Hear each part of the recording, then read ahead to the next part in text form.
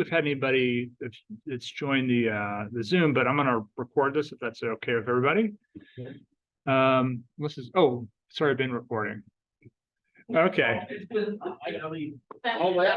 Well, it just had to start recording anyways. I do have to leave at around like 7:30, so it's not that I find it boring or anything. I think we're Just don't put your best stuff at Yeah. 7:30. You should wait until afterward. Yeah. I think we're gonna be good here.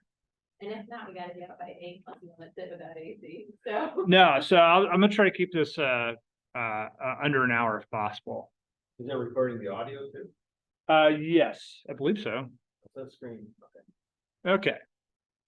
So welcome everybody. Thanks for coming out tonight. So this marks the 10th anniversary of the JaxNode user group. So thanks everybody for coming out and making this a success. We had a couple of lean years there with the pandemic, but it seems like more and more people and stuff are starting to come out. So I'm excited about that. So the original focus of the user group was just to kind of cover like Node specific things. So like when Node came out, there's a lot of interest in it and stuff like that. But just over time, we kind of grew to evolve, to cover different JavaScript frameworks, front end technologies. We've done presentations here on Docker, Kubernetes, microservices, the Go programming language. So a lot of the stuff kind of ties in together. So it's like we're not focused on just one technology. We're focused on a lot of technologies that people are using today in their enterprises. So, but usually it's based off of open source technologies and that sort of thing. So with that being said, we're always looking for speakers. So if anybody has a presentation or something they'd like to speak on, please let me know, and I'll get you signed up for a meeting. The way our schedule works now is that we typically, like towards the end of the year, like in December, we don't meet in December. We might have like a kind of like a meetup get together type of thing, but generally just depending on how the dates work around like Thanksgiving and stuff like that, we won't meet in Thanksgiving. So October may be our last meeting for this year. But generally, we meet every month on the third Wednesday of the month.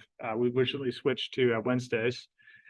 So yeah, if you're interested in speaking on anything, please do let me know. The presentation last month was from Aaron, and he did an excellent job on talking about nailing the technical interview. So.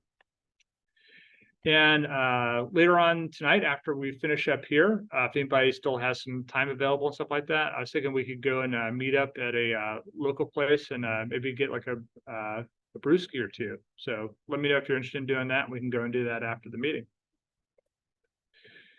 So we've done one other presentation. Actually, we've done a couple of presentations here on machine learning and artificial intelligence, but I did one a couple months back on OpenAI and how you could leverage the OpenAI APIs to build like your own ChatGPT based off of your own data and stuff like that. So this is something that I've started to kind of interest me personally and stuff like that. And there's been a lot of interest just in the last less than a year since ChatGPT came out. And so there's been a lot of focus in the industry on generative AI and what you can do with generative AI. And so one of the things that doing the research on that, one of the things I found is that, with machine learning and AI, people really aren't using Node.js to do that. They're using Python. So Python is kind of like the lingua franca of, machine learning and artificial intelligence. And there's a number of reasons for that. One of the big reasons is that there's a lot of libraries that are very popular that are written in Python. So stuff like NumPy, TensorFlow, PyTorch, those are all very popular machine learning, artificial intelligence based frameworks, and they're all set up for Python developers. So just a quick background on Python. So for those who don't know, there is a Python user group here in Jacksonville called PyJax. I went to the meeting last month. Had a really cool one on basically, how to take a look at, data and find like anomalies and stuff like that in your data. And so Python's actually been around for a while. It was invented by this guy, Guido van Rossum. I think I'm pronouncing his name correctly. He originally developed it in Europe, but I believe he works at Google now in California. But he originally developed it in 1991 it was meant to be an easy way for people to learn programming. And it's become very popular with the math and science community. And one of the reasons why I believe this to be the case is that there's a lot of people that want to be able to use the power of a programming language and stuff like that, but they're not really interested in learning, C++ or another programming language like that. So I think that's one of the reasons why Python has remained very popular for doing this type of work. And there's just been this huge set of libraries and stuff that have been developed over the years for Python and for doing data science. And even now, Excel, our very popular spreadsheet, they've added Python features into Excel. So now you can actually execute Python scripts and stuff like that inside of Excel. So, but that doesn't run locally though, does it? Doesn't it? I believe, I think you're correct. Yeah, I think the situation there is that this all goes into Microsoft's, I think, Cloud Play, and we're going to get into a little bit of that here in a minute, because there's some interesting things happening with that. I'm sorry, what do you mean by a duct type language? So duct type language is basically, it's a language that's not really a typed language. So you think of like a language like C and C++, C#, Java. These are all languages that are they have very tight type constraints, where if you're declaring a variable, it's going to be integer, it's going to be a float, it's going to be a string, or it could be a char. If it's C, it's most likely it's a char or a char array. And so the thing that's nice about Python, and even you can do this with Node as well, is you can say, like in Node.js, you can just say const my variable name equals this, and it just becomes whatever type that you've set it to. So but it's called imperative typing. So Python actually does some of that as well, but it's kind of famous for being a duck type language. I think that's one of the reasons why it's popular, is because I think people that are trying to learn programming, it's like they want to learn the basics of programming without having to get kind of like drowned out in like the whole type system and stuff like that. But the type system is very important. So we're going to talk about that in a second. So this is kind of a quick example of what a Python code might look like here. And so one of the things you'll notice about this, if you're not already familiar with Python, instead of using like curly braces to denote code blocks and stuff, it actually uses indentation to denote code blocks and stuff like that. So people that don't like formatting their code may have a tough time with Python. But it's like, I think nowadays with most, if you're using something like VS Code and stuff like that, it does a pretty good job of helping you if you're formatting and stuff like that. So this is kind of like a very basic example here of one doing a factorial. So what's the problem, right? Why do we need a new language, right? And there's a number of reasons why. So there's scaling issues with Python. And so anybody that played around with ChatGPT, especially when it first came out, probably noticed that there's a lot of downtime. Like you go to their servers and stuff, and let's say it's not available right now and stuff like that. They had some really tough time. They had a tough time scaling the application out.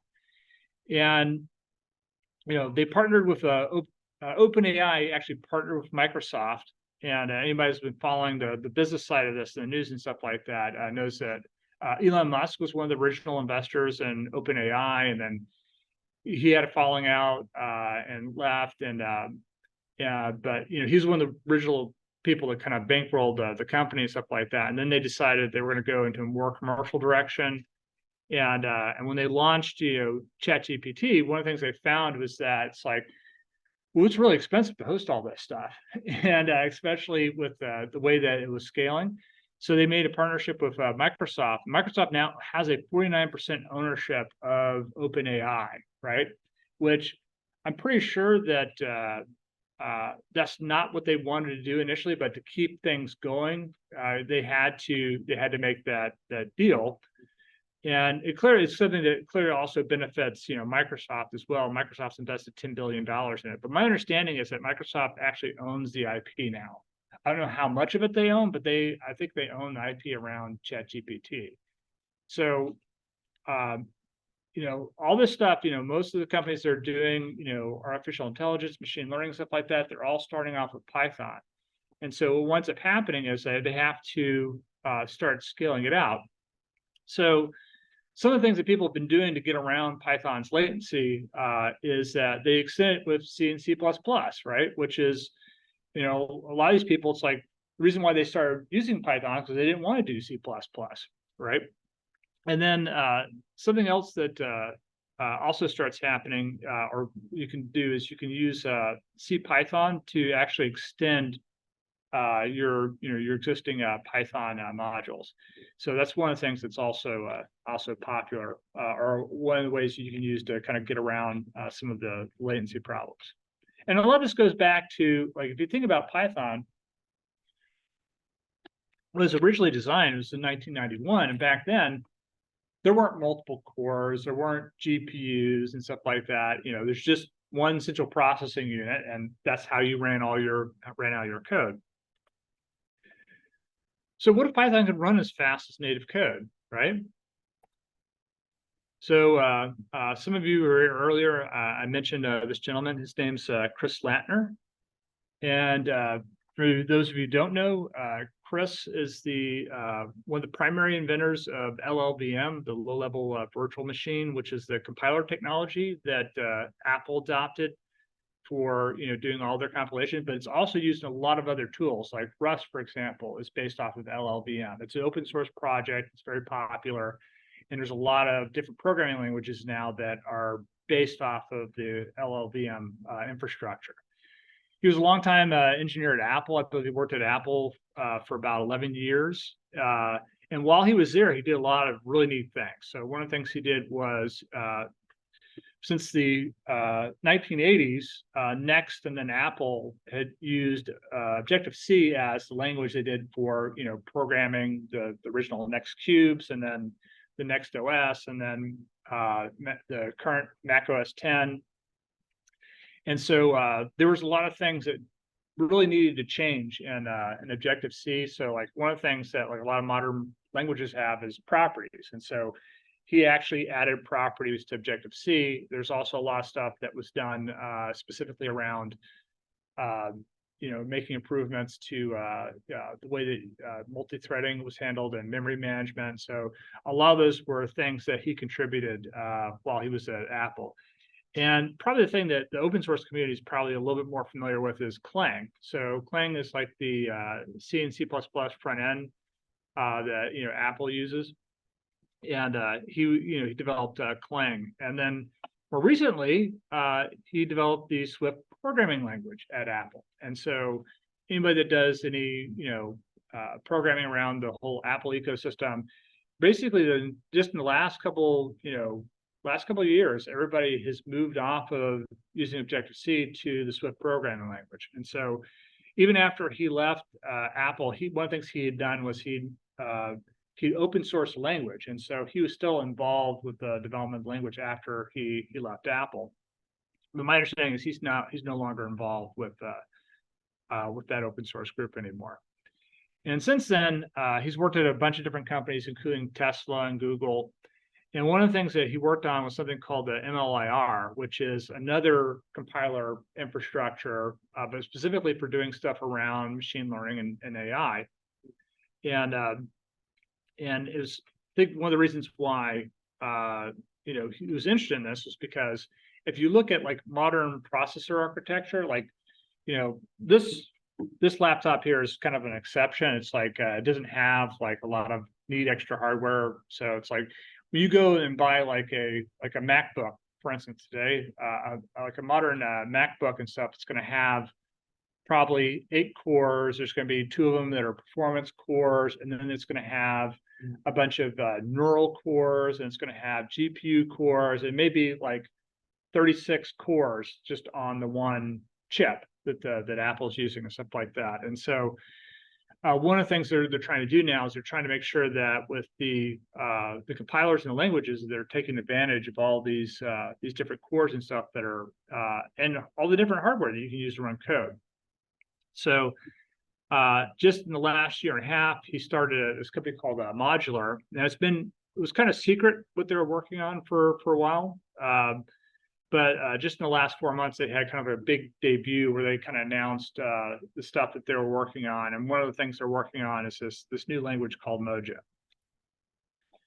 So one of the things they're doing is they're trying to build essentially the software, the building blocks that companies that are trying to do artificial intelligence, machine learning, they're trying to basically make tools available for these companies. So I guess they're considered an AI startup, which is good because that means that they can get funding right now. So one of the other products they have is a AI interference engine. So they have basically like a very high-speed way that you can use to run your ML and AI models. Next year, I think this is how they plan on making money. They plan to offer cloud hosting, and I think just in the last 4 months or so, they've gotten about $140 million worth of funding. So they're well funded right now. So Mojo, what are the goals of Mojo? So Mojo is a superset of Python. So it's very similar. If you think about TypeScript and JavaScript, it's very similar the way that TypeScript works with JavaScript. So the idea is that you can have JavaScript code, and then if you want to start adding types to it, you can start doing that. It takes advantage of modern processing and computer hardware technology. So, one of the things that Google introduced a number of years ago was something they call the TPU, which stands for Tensor Processing Unit. But there's also the CPU, there's the GPU, there's these things called field programmable gate arrays, and they want to be able to run this on basically any other type of hardware that can run code. So that's the goal of the compiler and the language, is that they want to be able to take full advantage of the hardware that's available out there now. And like I said before, they've added a whole type system, and they've also added modern memory production into the language as well. So anybody that's familiar with the work that was done with Swift and Objective-C at Apple is initially Apple was looking at using like a garbage collector like they use in Java for managing memory. And they wound up going a different direction to Apple. They actually built memory management into the compiler. And so that's one of the features that is kind of unique about Swift and Objective-C now, is that it uses a technology called ARC to do all the memory management. And if you've looked at languages like Rust, there's this whole thing about memory ownership, who actually owns the memory and stuff like that. And so the compiler will keep you from making a lot of mistakes that are a lot easier to make if you're programming just in C.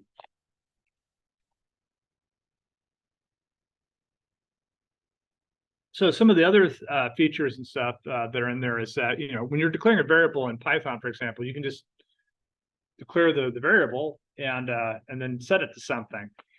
They now have these var and let keywords that you can use in there, and so var or let specifically will let you create a immutable variable, whereas var will let you create a mutable variable. And it's very similar to the way languages like Swift or C# work as well. They've also added structs to go along with classes. So one of the things Python does support is classes, but now you can create structs just like you would in C++ or Swift or a language like that. They have the def keyword just like you have in Python for creating functions, but they also have this new fn keyword that you can use as well, and it works a little bit differently than def.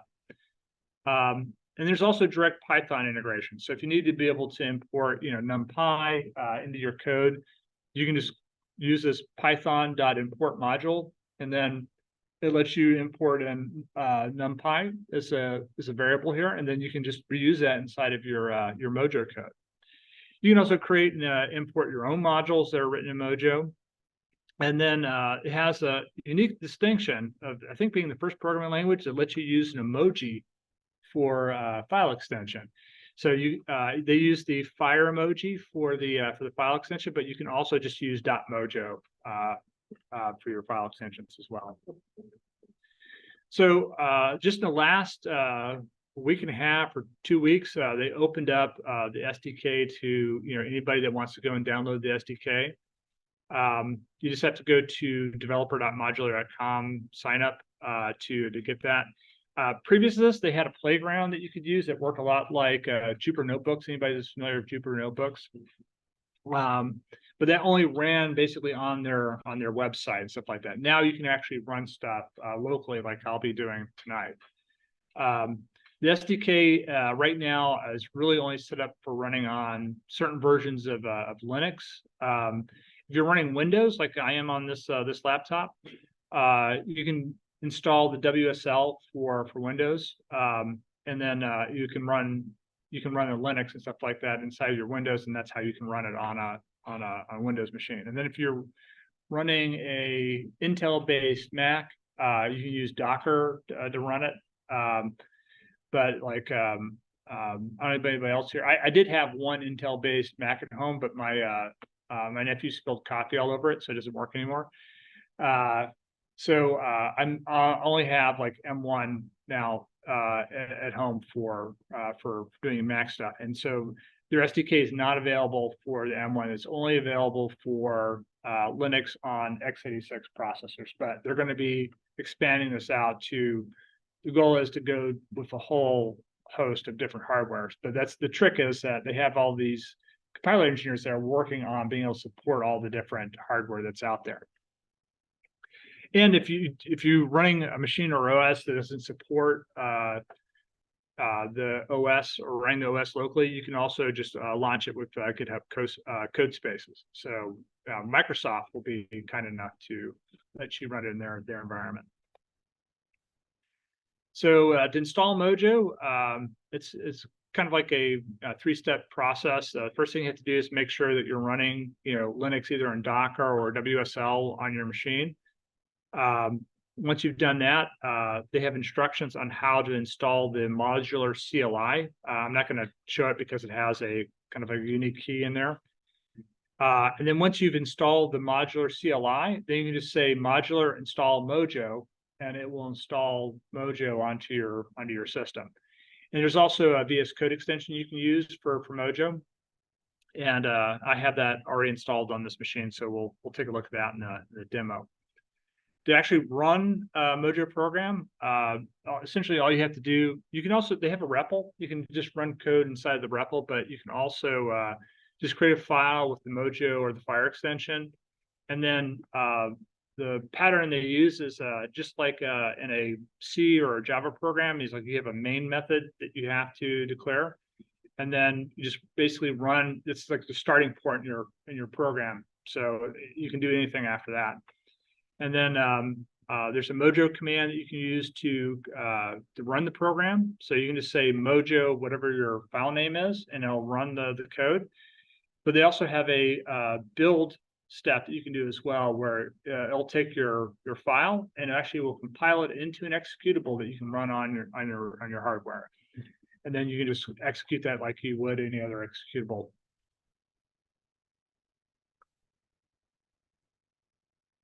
So this is a basic hello world type of application. So let's do a quick demo. This is interesting with the fire emoji, like some of the emojis like look different on Mac versus Windows. I wonder if like the Intel 86 Mac. There's like a Unicode setting I think they use for that. Got to be it. That's a UTF-8 character. Sure. Yeah, someone actually had something on, I think, programming about doing identifiers and programs with different emojis and stuff. So can everybody read this okay? All right. The blue is really dark. Oh. Well, I'm going to keep it in white for right now. We're going to switch to Visual Studio Code here in just a second, but this is an example of the REPL. So if I want to come in here and want to start writing, code, I can just come over here. I can say A is equal to 10. Let's say B is equal to 16. And I can say A plus B.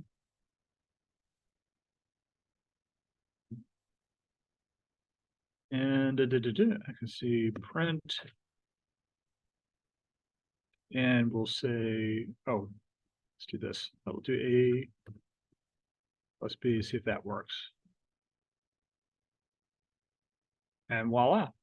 So you can go right in the REPL and you can start doing stuff. And then if you want to get out of the REPL, you can just do :Q, and they'll take you out of the REPL. I'm going to go into Visual Studio Code here.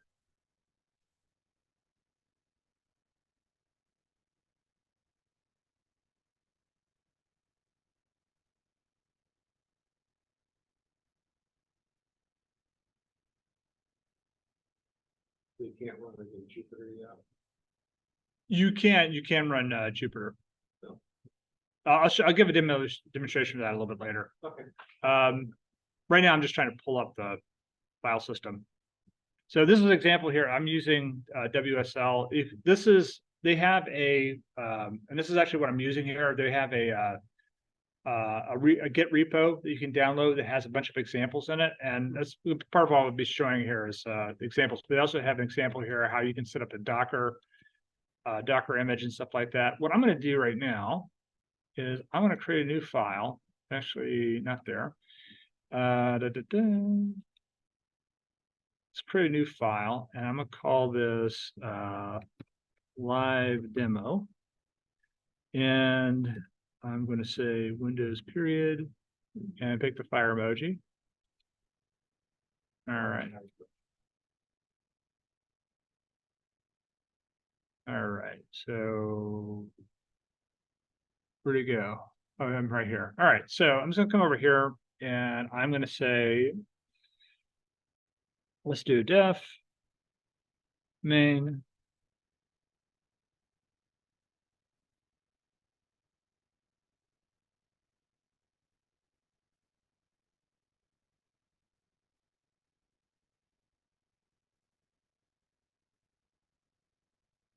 And I'll even throw in a emoji in there as well.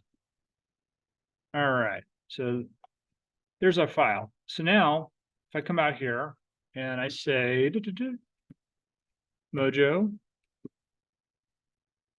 live demo and run that, it just runs just like that. But now what I'm going to do is I'm going to come over here, I'm going to say Mojo, but instead of just running this, I'm going to say build.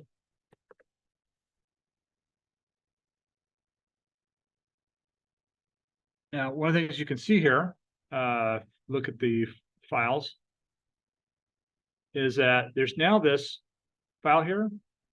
It's 1.7 megabytes in file. The previous one was only 47 or 49K, but this one's 1.7. That's actually an executable. So I can come over here and I can say live demo, and voila. So that easily I was able to write and compile a program very, very, very quickly. So let me go back to the slides here.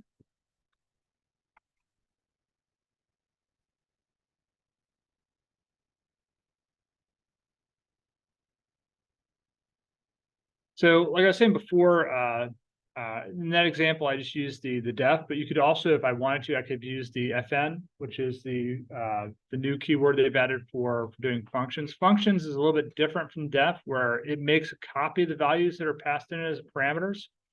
So it's a little bit more memory safe by default. Like I was saying before, there's also let and var keywords for creating immutable and mutable variables. And they've also added this new struct class as well. So they also offer strong type checking. So if we look at the first or the second line there, where we have the add function, if you look at the line just below it, you'll see that we've got one with types in it. So we're able to express, that those two parameters are both going to be integers, and then it's going to return an integer. So this part right here, where we have a little arrow functions like that, it's saying it's going to return an int.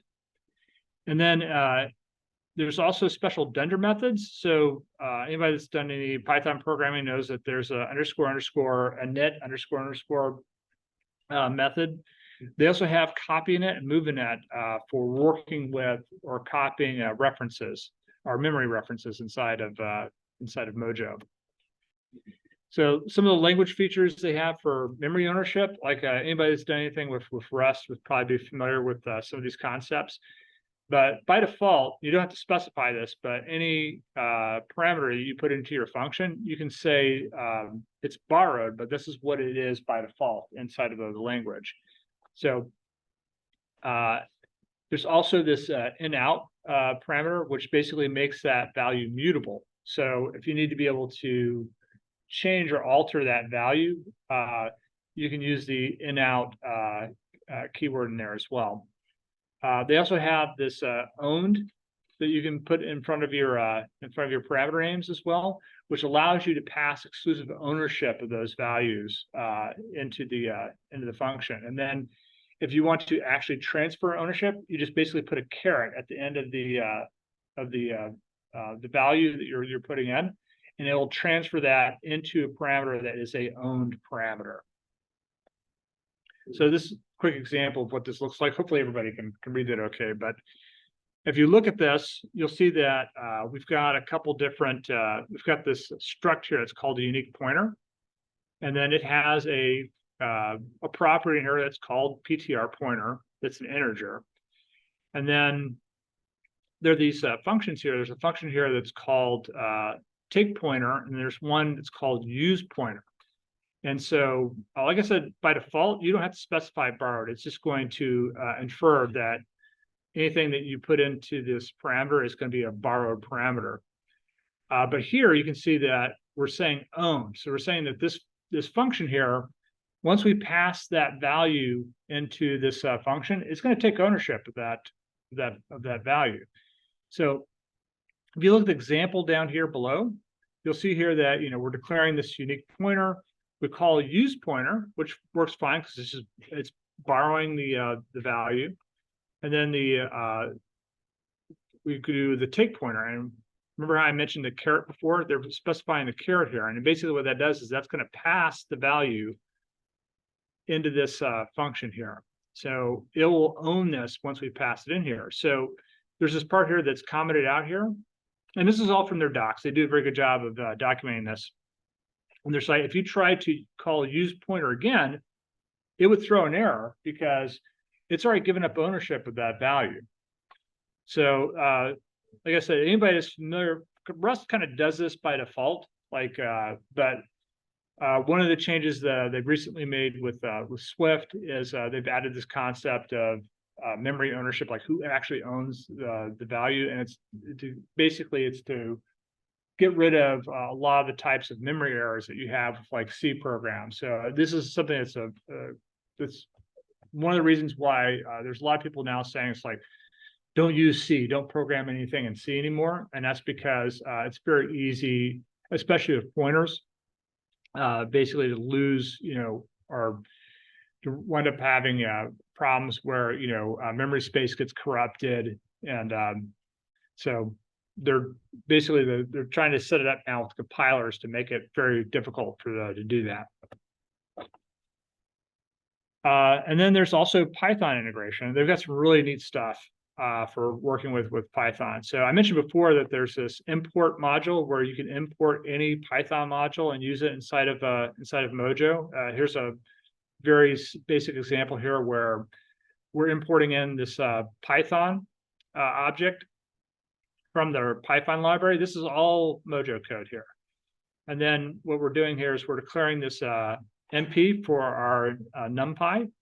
and then importing that module in, and then here they're just using it like you would inside of a Python program. And they also have this concept of parameterized types and functions that you can use. And anybody that's worked with generics or templates in C++, this is essentially what this is. So you can define a function, but then you can specify like a templated value here. So here they have a struct that's an array, and then they're specifying T any type, which basically means that this can work with any type. So it could be an array of 32s, array of ents, that sort of thing. And so here in this example here in the third line, they're doing an array of both 32s, and then you just pass in the parameters that you want to have in there, and it creates an array of that. You know, if that array of any type lets you have an array with both numbers and strings at the same time, or like if you make one. Is anybody here that does a lot of Python? Just out of curiosity? Okay. One of the things that I've noticed about Python is that when you declare a variable and then you specify it as like, let's say, a string or an integer or something like that, once it's done that, it's kind of inferred that. I don't know if maybe the older versions of Python would let you do that, but I think it's strictly typed enough with the inferences that it's difficult to do that with Python. But specifically, I think there's some tricks you could probably do. I know there's some tricks that I've done with Swift generics where I've been able to create not necessarily a collection, but like a pair where I could say it can either be this or this, right? And so something you probably could do, and this will be interesting to see if they do this with interfaces. So like there's this concept in Swift called protocols, which is really just interfaces. So if you've worked with interfaces in C# or Java, that sort of thing, one of the things you can do is you can say, I'm going to create a type that's this type, but it's going to be based off of, it's going to have to conform to this interface. And then you can have another type that's also conforms to the interface, but you can have its own specializations as well. And then what you can do is you can declare a variable, but then specify or declare an array, but specify the type as being that protocol. Right now, it doesn't look like they have protocols in the language, but I wouldn't be surprised if they don't add that as a feature pretty soon, because that's a very powerful thing to be able to do that with kind of a modern language. But they do have the ability to create templates and generics. So performance features. So one of the things they're doing to get speed things up, one of the claims they've made is that they get, in some cases, 35,000-fold or times performance improvements with the language over Python. And I think a lot of people, when I first heard that, was like, well, that's seeing is believing when you see it like that. But in the demonstration, they've actually made, since they made that initial claim, they've made some more performance improvements where they've actually got that to be 68,000 times faster than Python performance. And so the way they're doing that is what they're doing is they're taking advantage of parallelization and newer functionality like SIMD and that sort of thing. So one of the things you can do here is something called auto-tuning. And auto-tuning, let's say if you're going to declare, let's say, an array that's a certain size, depending with the type of memory architecture, or the type of CPU or GPU you're working with, it may respond or work better with different sized arrays, as an example. So here with auto-tune, they're specifying sizes of 1, 4, 8, or 16, or 32, right? And so what that does is when it goes to compile the code, it's going to see what's going to be the most performant when it's going to divide that memory up. So it lets you essentially auto-tune. This is not like the auto-tune with like pop music and stuff like that. This is actually auto-tuning for performance. So that's the way to think about this. I get a bad taste in my mouth whenever I hear auto-tune because there's so much popular music I can't stand anymore because it's auto-tune. And they also have native SIMD support. So, a lot of the performance improvements that people are getting from their machine learning now is what they're doing is they're taking existing Python code and they're rewriting it as C++ code, and then they're using like SIMD libraries. And so I believe like trying to remember the name of the library that NVIDIA uses. So NVIDIA, one of the reasons why I don't know if everybody's looked at their stock price. I'm sorry? CUDA, yeah, CUDA is an example. So, you know, one of the things they've done with GPUs and stuff like that is that GPUs let you take advantage of stuff like SIMD, because if you look at what GPUs are like really good at, and it's doing linear algebra, right? And so that's what SIMD is essentially letting you do. It's letting you do linear algebra very, very quickly. They also have a value parameter that lets you add copy and move constructors inside of a struct. And they also have a parallelize function that you can use that's from their algorithms library that you can also use as well. And then they have this functionality called tiling, which is really just caching. So you'll be able to cache stuff in memory and stuff like that inside of the program. So what they're doing is they're giving you tools that allow you to optimize your code to get that extra performance. If you're just writing, you know, a for loop and stuff like that, you're not really going to get that much better performance. And I have a demonstration I'm going to make on this crap top tonight. I call that, this is a older laptop. I'm not sure how old it is, but I bought it for 150 bucks after my nephew spilled coffee on my really nice MacBook Pro. And so this is, you know, it can't even run Windows 11. It runs Windows 10. So it's good enough for, you know, doing an occasional presentation and, you know, updating a database or something like that, but it's not a state-of-the-art laptop by any chance. So one of the things I'll demo tonight is basically what type of performance improvements and stuff that you can actually see from running stuff in Mojo. So with that, let's show the second demo. So one of the things I mentioned before is that they have in here, if you download their repo, they have all these different examples here. And so one of the things that's really nice about the Python is these things called Jupyter notebooks. And so something that's also really cool about Visual Studio Code is that you can actually run notebooks and stuff right inside of Visual Studio Code. So you can write all this stuff and play around with this stuff, you know, with your own like little playgrounds and stuff like that without having to spin up Jupyter notebooks. You can just do it right inside of Visual Studio Code. And you get this for free when you download the Mojo extension. So I have a, actually, this is one of the things that was included. They have this Mandelbrot set. And so I'm going to minimize this here. And so they have this this program here, and this has a lot of the tuning capabilities and stuff built into it in here. So what it's doing is it's going to be creating, you know, I don't know if you're familiar with fractal images, but it's using an algorithm that's called Mandelbrot. And so what this is doing here is it's importing in some stuff with from Python. But then you can see here that we've got these images and stuff here. So what I'm going to do now, just so I don't waste anybody's time here, is I'm going to just hit run all. And what this will do is it'll go through and it's going to run all the different parts of the code that are inside of this notebook. So right here, you can see it ran this first cold fold. It set up these aliases. Aliases are like a type def. And then it's coming here and it's creating a Mandelbrot kernel. It's running that. And now it's vectorizing it. And you can see this is still running. So there's one in here that takes a couple minutes to run. So that's why I wanted to go ahead and get it started, because it takes this whole notebook takes a little while to run.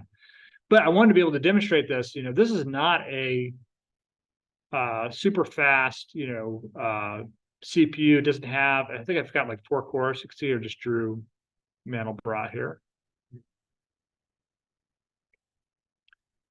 And now they've got this SIMD function here. So now they're able to take advantage of SIMD. And it's running vectorization on that. Does it run it in sequence to wait? For the Yes. previous Mhm. command to run? This is all running in sequence. This is one of the reasons why it runs as slow as it does. But you can see here, as you go through this notebook, they have these different examples here of what they've done to optimize this. So this looks very similar to Python code, but you can see here that they're using, the FN for the function. They're using parameterized types as well. They're using this parallelized function here as well, where it's looking at the number of cores and being able to take advantage of things. So this one right here, parallelized, was able to run in 9,000 milliseconds. Now it's doing benchmarking, where it's doing comparison between the two. And I think it's almost done here. So you can see here that it's detected that there's 4 cores on this, so not too bad, crap top. It's ran the vectorized example. That took about 30 seconds. The parallelized one took a little, almost under 9 seconds for the parallelized, and then they did the parallel speed up, and it's down to 3. That's a 3.4-fold improvement in the speed up. So even there, if no super hardware on this machine, like I don't have a fancy GPU and stuff like that. I don't even really think that the current SDK is taking advantage of all that hardware. But one of the things they're going to be able to do with the MLIR is they're going to be able to essentially create specialized executable code for all these different types of processors and be able to execute that stuff. So let me go back. Let me show, while that's running here, I'm going to show another example here. So this is here. I just kind of went in and created a my own notebook, and then you can go here and run this. It just runs the code right inside of here. I can come here. I can add new code in here if I wanted to. And I imagine why this is taking so long is because it's still running that other one here. But here's an example of that add function here. Now, if I try to go and run this, it should fail. No, that ran. Oh yeah, it did run. But for instance, if I were to come here, just as an example, and take out these types here with this function.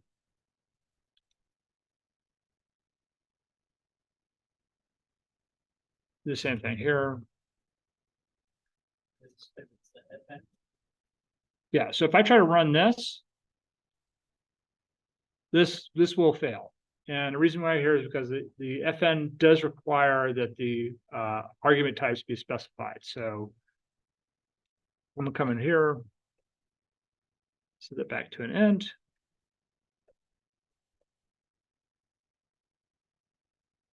You said FN functions are all passed by That's correct. even if it's like an option. It's going to try, yeah. It may, in some cases, it may have to send a reference through, but the key difference there is that it's sending a copy through, right? The idea is that if you're using the borrowed keyword, what it's going to do is it's going to try to pass that as a value into the function, so that it's going to, if it can run it in the stack, it's going to try to run it in the stack. Okay. All right.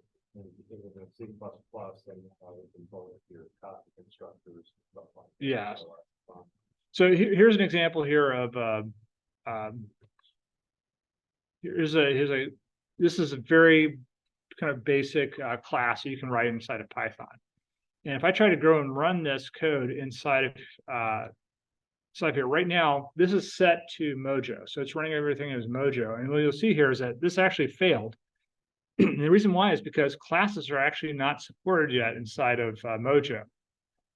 So for something that's supposed to be, it's not truly a superset of Python, but if you want to be able to run anything inside that's Python code inside of Mojo, you can do that now by just coming over here and doing %% Python. And if I go and run that, it actually will run this code and it'll work.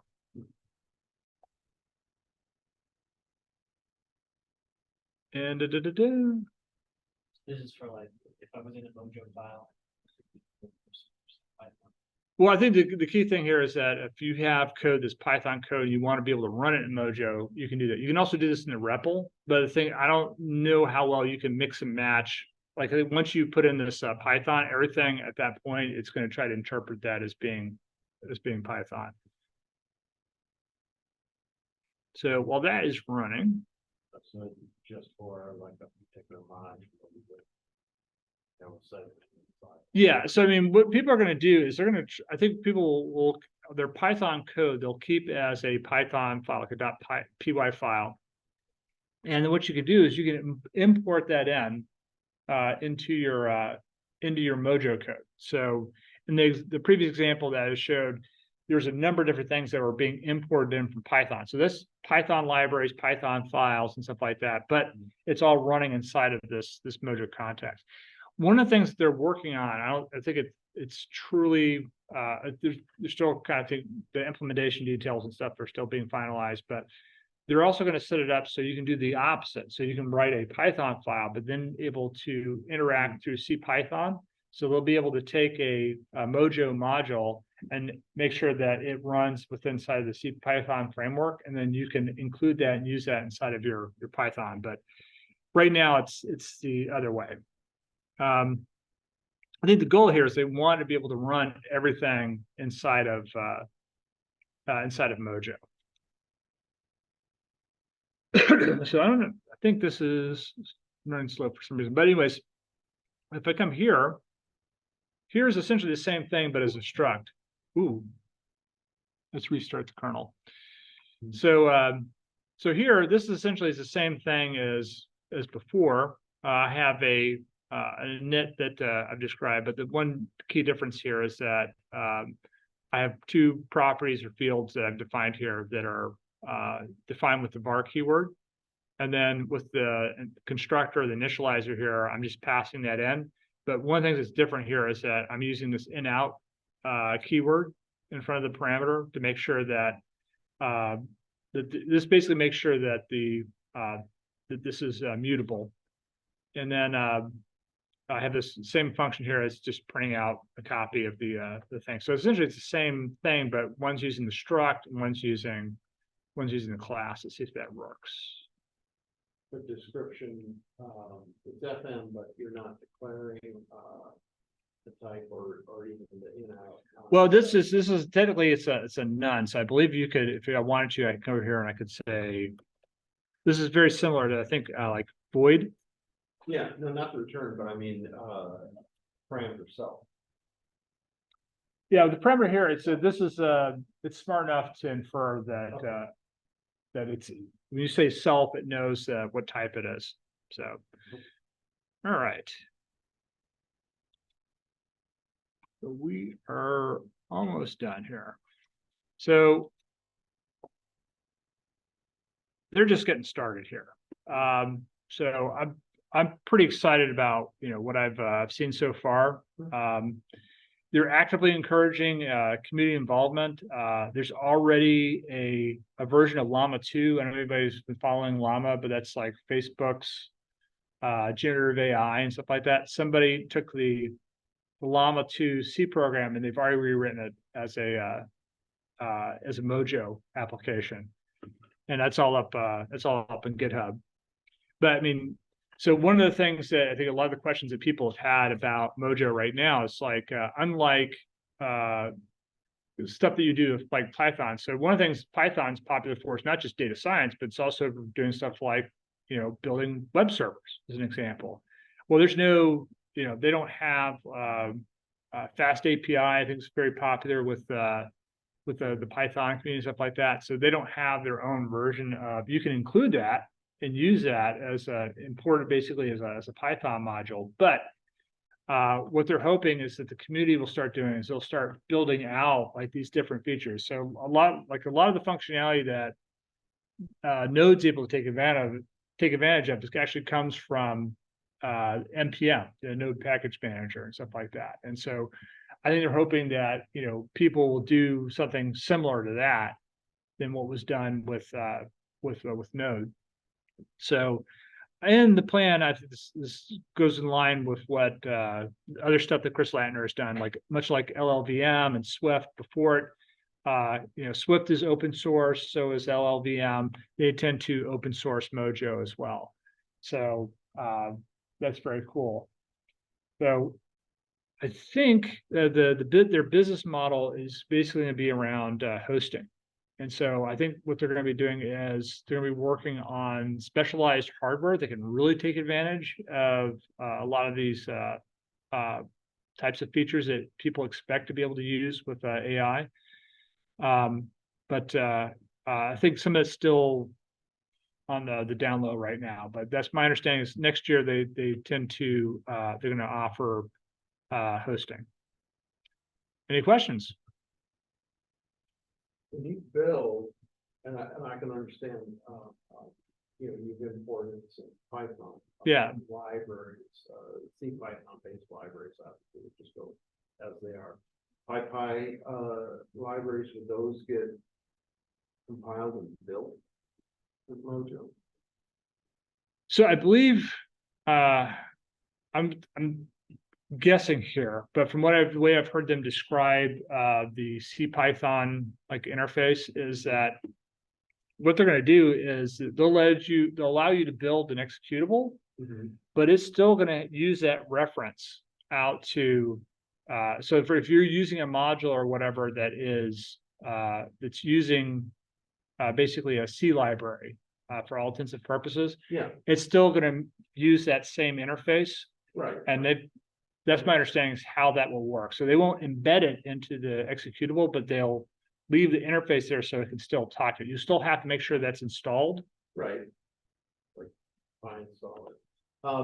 But if it's a PyPy library, if it's one that's built in Python, if it's just a Python.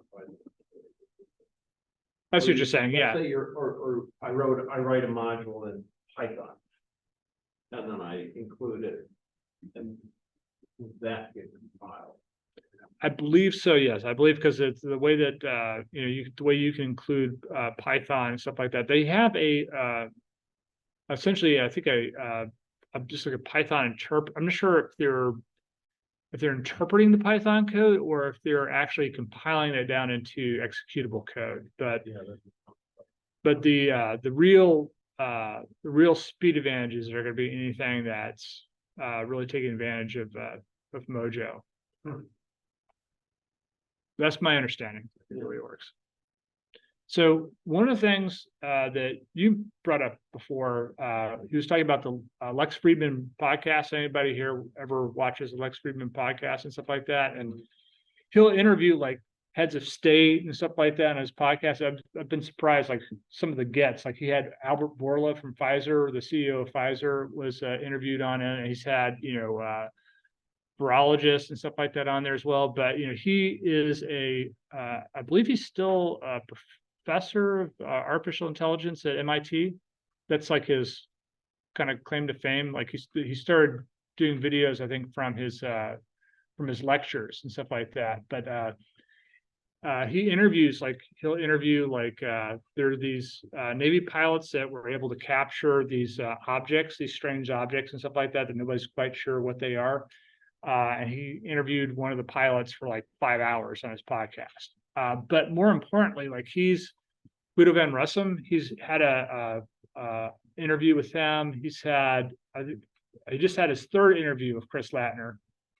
And so I think the last one was 5 hours long and stuff like that. And so some of these Bjorn Strossup, the inventor of C++, he's had him on and stuff like that. So it's mainly around technology and science and stuff like that. But every once in a while, he'll interview like a comedian or something like that. So he doesn't interview just with one kind of person, stuff like that. So the podcast is kind of interesting, but like the stuff that I'm really into is like the interviews with like Chris Latner. So I'm a big fan of the work that he's done, and I think this stuff's going to be pretty cool because there's so much improvement that can be made with the existing AI and ML infrastructure and stuff like that.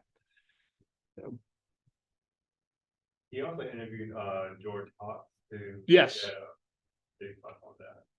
Yeah. So George Hutz, I think, first became famous because he was the first person to figure how to break into the iPhone, like figure out how you could, like there was like when the iPhone was first released, I think he was like in high school or something like that. He figured out how you could, what's the term? Not brick, but jailbreak an iPhone. And but he's since been working on a lot of AI and ML stuff, and he has a company now that does you can essentially use your cell phone and hook it up to certain models of cars, and they can self-drive your car for you. So he's done some pretty interesting stuff. But he's had a couple of interviews with him on his podcast. So yeah, I'll post a link to the last one, the last interview that he did with I have it here. So this is Chris Latner and episode 381. I'll post a link to that on the meetup site so that everybody can check that out. But this one is 3.5 hours or close to 4 hours long. So if you've got some free time, Can you summarize it? can I summarize it? I could write a program with OpenAI that would summarize it. What's your takeaway? Oh, so the thing that's really interesting was he gets into like there's obviously some politics with Python because it's like the people that are heavily invested in Python are heavily invested into it for a reason. They really believes that it works. And one of the things he talked about was that there's all these companies and stuff that are trying to make Python faster, and like Microsoft is actually they've done some work recently where they were able to get a 20% improvement in the speed of Python execution. And he was like, well, we were able to get a 35,000 times improvement, which is much better. And so he has a relationship with Guido van Rossum and stuff like that. And so what they're really trying to do is they're trying to add on. They're trying to add. They're not trying to take anything away from Python. They're trying to basically add to the community. And then he gets into a lot of stuff around the kind of like the technical aspects and stuff like that, to building compilers and languages and stuff like that. So he's worked on a number of different languages now. So there's not a lot of people out there like that. Like Anders Hellsberg, he's worked on, I think, like he worked on Turbo Pascal, and then he worked on C#, and now he works on TypeScript. There's only a few people that have that type of like it's like kind of trying to compare people to aeronautical engineers, because like they said that aeronautical engineers used to develop like multiple airplanes over their career and stuff like that. Now you're lucky to work on one, right? And so it's like there's not that many people that have worked on multiple languages that are also popular and being used by hundreds of thousands of developers. So yeah, he's an interesting guy. I know mainly about him from the Apple ecosystem, but I think it's pretty cool that he's gotten into this space as well. That's a lot, like 3.5 hours, more than 3.5 hours. So this is what I do with Lex Friedman podcast. I don't watch it all at one sitting and stuff like that. I don't have the time to watch any one thing for 3.5 hours. Like maybe if it was Gone with the Wind or something like that. But what I usually do is YouTube is pretty good about this. You can also do this with the Spotify application. Like it keeps track of where you are. So if you stop watching something, you can come back and start watching it later on. So I watched a lot of these. Like if it's like a really long one, I'll watch it over the course of a week. I don't watch it all at once. So. All right. Maybe he'll post a short. Yeah. Oh, there's something else he also does. So like on YouTube, he will break interviews up into like little segments. And usually the YouTube algorithm's good enough to, like, if you've watched one thing, like it knows that it'll start showing in your feed like other segments and stuff like that. So he'll cut them up into little pieces. And so you can just watch like a 5 or 10 minute piece. You don't have to watch the whole thing. But they'll usually cover like a specific subject. So this one part right here, the Mojo versus PyTorch versus TensorFlow, is an interesting one. So, all right. One question on the Mojo language, when you're importing Python, Uh-huh. when you use Python module, did it do anything special to say that what you're importing is Python versus Mojo, or is it just kind of work? So yeah, you do have to specifically say importing Python. Let me pull up this this example here from the Mandelbrot. It'll come up. Oh, here we go. Yeah. So if we go here to the top of this, it'd be interesting to see anybody that's got like a really decent Intel machine with like GPUs and stuff like that to see how much faster this stuff would run here. But Or like, you could put it on Docker and there's a website called PodHub where you can rent GPU space. okay. So what they're doing here is in the imports here, they're importing in the Python object inside of Mojo. And then once they've done that, if you go down a little bit lower here, we should be able to find right here where they're calling this import module here. So this is importing the module. So they have one here that's pulling back this matplotlib pyplot. They have another one's pulling this colors, one's pulling numpy. So it just imports all this stuff in. Is a specific Python module for Mojo that's can then be used to import Python modules into your Mojo code. Yes. Makes sense. Yeah. Yeah, the pandas or something. Yeah, you can do it. Yep. Any other question? It'd be cool if they had some sort of like JavaScript, either knockoff or driver, and they call it JoJo. So it'd be Mojo Jojo. Well, they already have TypeScript, so. What is the deal with TypeScript and JavaScript and now there's a lot of people saying, oh, we're getting away from TypeScript and we're doing that. Like you pay. Yeah, for years it was the other way. It was like people are going from JavaScript to TypeScript, and Yeah. then I've seen a couple things recently where people are saying like, well, now we're gonna go to JavaScript and stuff like that. I think the main thing just has to do with like, who the users they're offering their frameworks for. So I'm trying to remember which one specifically. There's one of the bigger ones. I think it was Rich Harris, and he works on a framework that's essentially Svelte. That's it, Svelte. I think he said that they're moving away from TypeScript to JavaScript. I think it's the reason why is because they're kind of targeting users and stuff like that may not be used to using like a type system or may not want to use a type system and stuff. I know myself personally, a lot of times I get forced into using TypeScript. A lot of times there's definitely things it's handy for. So like my company, we have a number of applications that use React.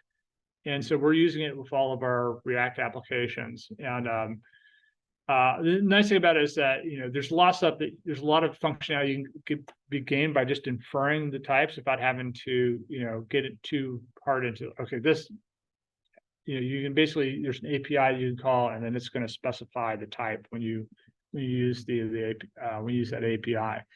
But like when I'm just trying to test stuff, like I'm trying to say, well, can I get this module from NPM to do something, stuff like that? A lot of times, like when I start building stuff real quickly, I don't bother doing TypeScript. But one of the things I was thinking about maybe doing a presentation on again, we did one last year on a framework called Bun. I shouldn't say framework, it's a runtime for JavaScript, but it's supposed to be a lot faster than Node.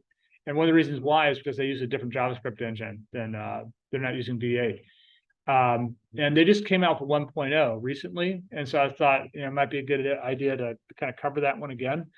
But it supports TypeScript natively. So you don't have to include like any, you don't have to include like any bundlers or anything like that in fact, it's in the name of the product. It's called Bun because it does all the bundling and stuff for you. And it's the same thing with Dino. Dino is from the creator of Node, and he decided he wanted to fix all the mistakes he made when he originally developed Node. And so he just took two letters and kind of switched them. So instead of Node, it's Dino and stuff like that, but it supports TypeScript out of the box. But I think even he said that Ryan Dahl is the developer.